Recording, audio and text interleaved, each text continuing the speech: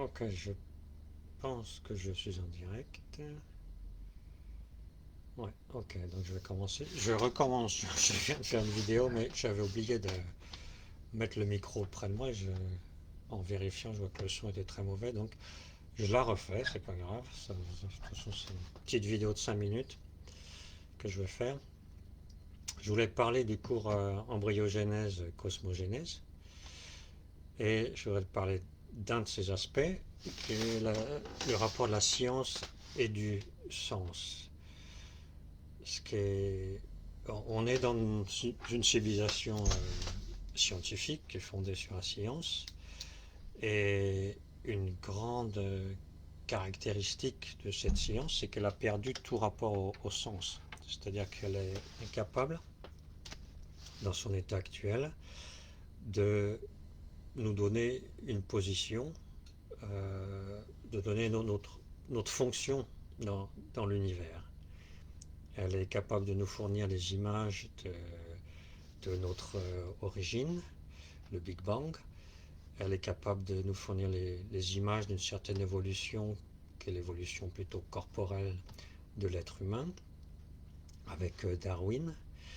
Elle a totalement perdu les images d'évolution de notre origine spirituelle. Elle a remplacé les anciens mythes qui parlaient de notre origine spirituelle euh, par, on peut dire, un nouveau mythe de Darwin qui parle de notre origine corporelle. Et la science réduit notre origine uniquement à notre origine du corps. Et elle a et on a ces images du Big Bang. On vit, consciemment ou non, avec ces images. Et on peut dire que c'est nos images, c'est l'équivalent des images mythiques anciennes. C'est nos images mythiques contemporaines, mais seulement qui n'ont plus la fonction du mythe. Parce que les fonctions du mythe, c'était des fonctions symboliques, c'est-à-dire c'était des fonctions de sens, et qui nous donnaient un sens. Donc. Et qui donnaient un sens à l'univers entier, pas seulement nous. Et donc nous, on a une espèce de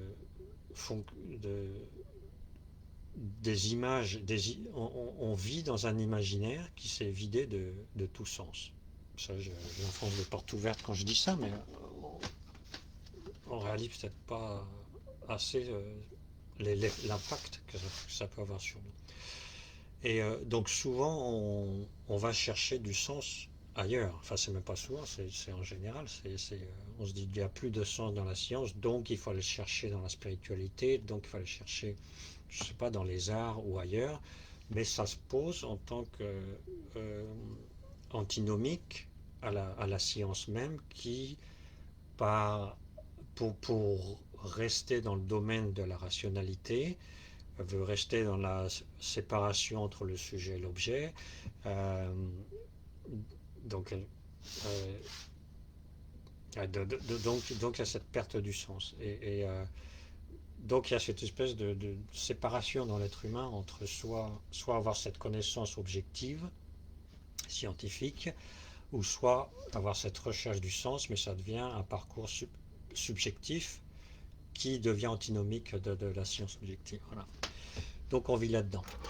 Donc moi, ce que j'ai envie de montrer, c'est qu'il y a un chemin qui permet de retrouver le sens sans s'opposer à la science, mais au contraire en s'appuyant sur la science. Mais par contre, il faut rejeter certains dogmes qu'il y a dans la science, qui vivent encore dans la science. Ça, on verra plus en détail lesquels. C'est vraiment par la pratique qu'on peut rejeter ces dogmes. C'est pas une manière théorique.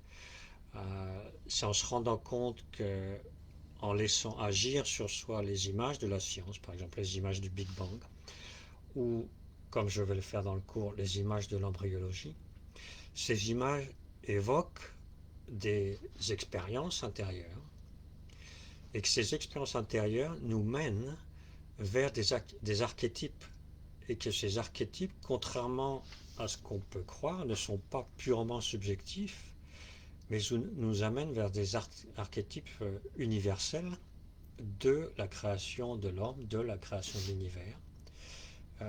Donc, nous, nous, nous ramène vers notre origine spirituelle et pas seulement notre origine matérielle. Donc voilà, c'est cette direction-là qu'on veut explorer. En fait, je veux montrer qu'on peut se servir des images scientifiques comme on se sert de symboles, comme dans l'Antiquité on se servait euh, des mythologies et des symboles en tant que passage de la réalité physique vers les réalités invisibles.